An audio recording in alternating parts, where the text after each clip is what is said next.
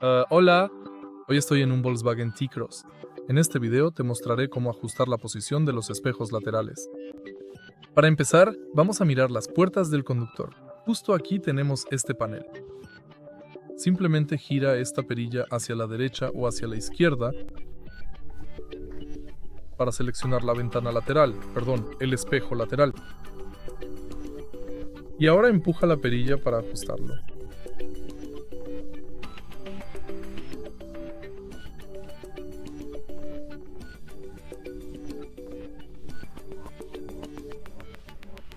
Ahora vamos a seleccionar el espejo lateral izquierdo y empuja la perilla.